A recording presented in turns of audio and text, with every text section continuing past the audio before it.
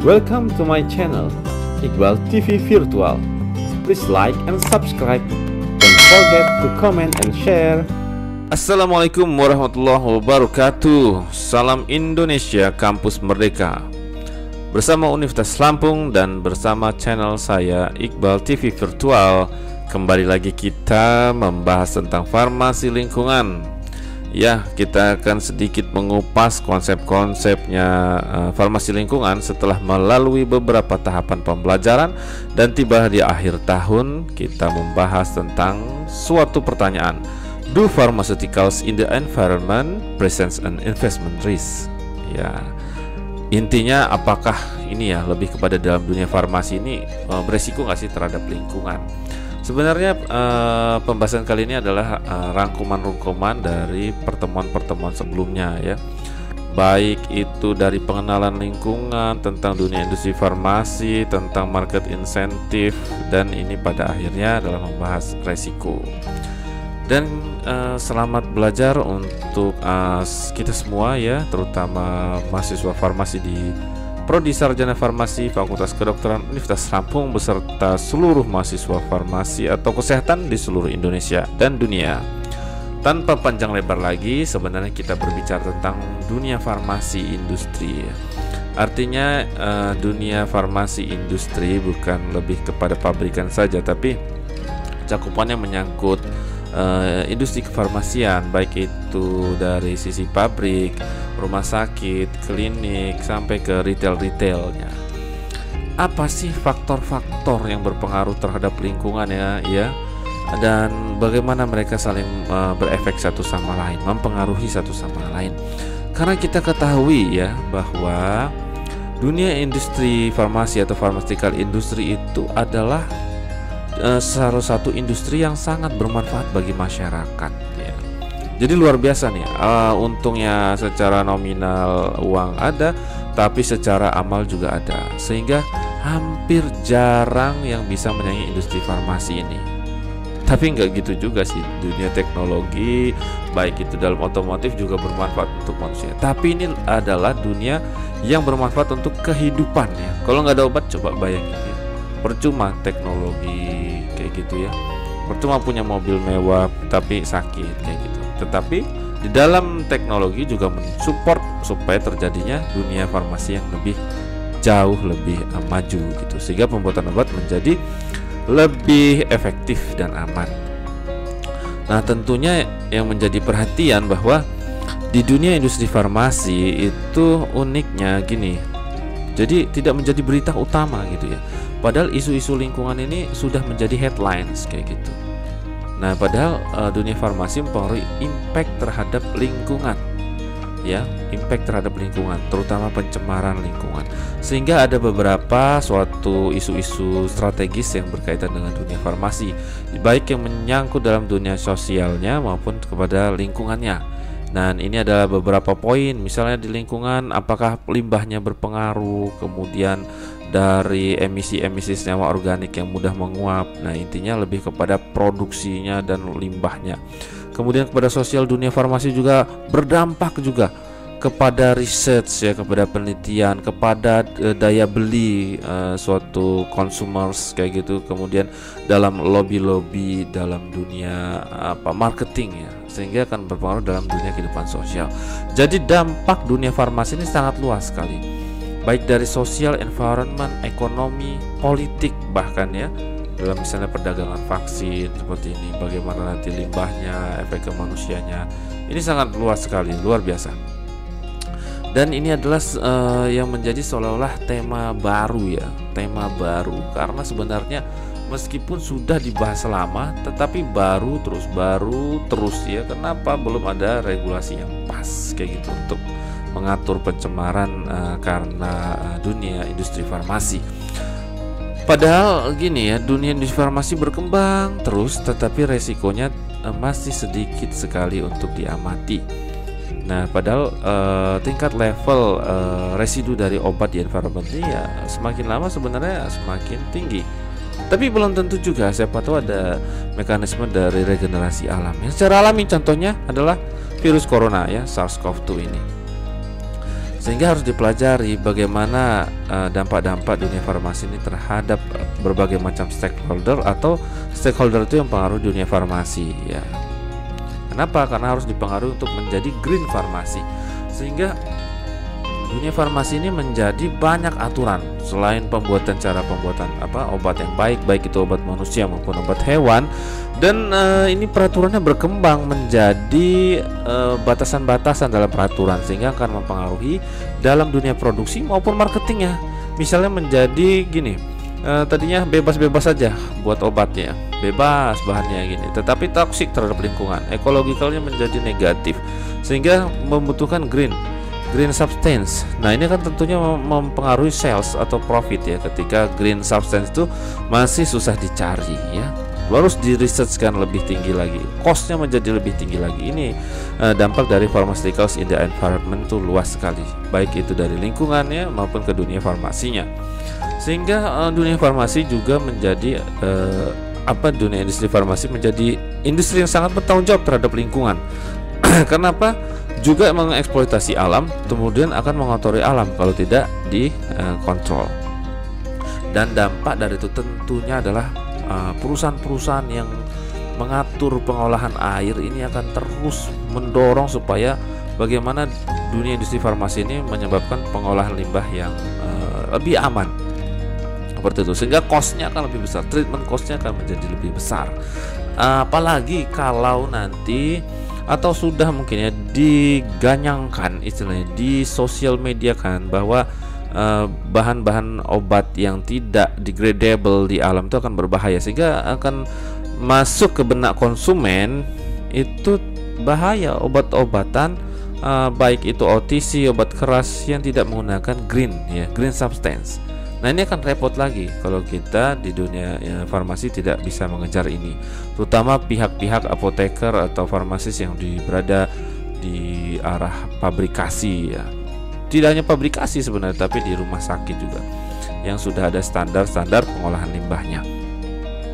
Memang konsentrasi residu obat yang tertinggal itu kecil, misalnya sudah diteliti ya, hanya misalnya sampai few nanograms per liter, sangat kecil, jadi dibawa dengan terapi dosis efektif ya. Tetapi masalahnya sangat sedikit sekali ya, very little research ya, yang telah dilakukan untuk mengamati efek jangka panjangnya. Memang yang diamati biasanya cenderung efek jangka pendek, tapi efek jangka panjangnya sulit sekali diamati karena campuran macam-macam. Bukan hanya dari industri farmasi, tapi dari industri kimia. Tentunya ini kita semua tidak mau efek jangka panjangnya. Itulah perlu adanya penormalan bumi. Terkadang ketika manusia tidak mampu, maka sang kuasa akan mencampur tangan, seperti itu ya. Jadi farmasi lingkungan juga jangan melupakan aspek sang kuasa lah pemilik alam ini. Nah, sedangkan konsentrasi residu yang kecil obat itu sudah diteliti, misalnya di situ ada formal atau golongan diklofenak itu ya, obat-obat nyeri atau antiinflamasi, itu mempunyai efek terhadap organisme seperti ikan maupun algae. Nah, tentunya ini kalau diamati penelitiannya lebih jauh, takutnya akan berdampak ke terutama air minum ya, terutama air minum yang kita minum. Perusahaan-perusahaan farmasi di dunia yang terkenal, GlaxoSmithKline, Novartis, Sanofi, AstraZeneca, sebenarnya sudah menggaungkan, dan mereka karena sudah lebih maju sadar sekali akan pengaruhnya dampak dari industri farmasi terhadap lingkungan, sehingga mereka sudah melakukan research untuk keamanannya. Sudah ada approval procedures ya di Eropa, di Amerika untuk research terhadap ecotoxicological test, sehingga yang diamati lebih kepada memang sementara kepada drug short term impacts-nya ya. Jadi kenapa research ini penting? Karena dampaknya banyak gitu, sehingga akan mempengaruhi manusia itu sendiri. Kita hidup di bumi, harus menjaga bumi. Itu perusahaan farmasi terutama. Bagaimana dengan di Indonesia? Nah, itu nanti ada lagi di Indonesia ya, nanti didiskusikan. Kemudian di Amerika tuh uniknya lagi, industri farmasi itu sudah bisa memprediksi.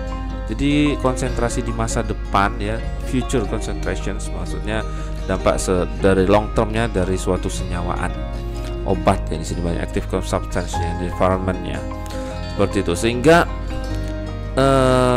berusahalah dunia industri obat itu, karena yang bertanggung jawab terhadap lingkungan ya, residualnya adalah bagaimana menciptakan bahan obat istilahnya, dari bahannya sampai produknya itu yang aman kayak gitu. The key questions, jadi pertanyaan utamanya, apakah bisa gitu menciptakan desain active substance yang efektif secara medis tetapi juga mempunyai resiko yang sangat rendah atau tidak ada resiko sama sekali terhadap lingkungan. Beberapa perusahaan farmasi mencoba berusaha kayak gini, tapi kan selalu nanti ada dana research.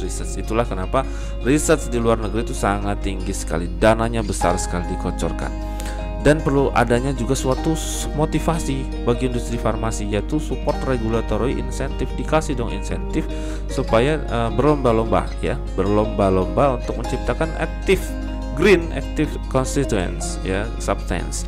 Di Amerika sudah tuh diberikan insentif, misalnya saja ada suatu extended patent protection, sehingga industri farmasi akan menjadi semakin bergairah ya.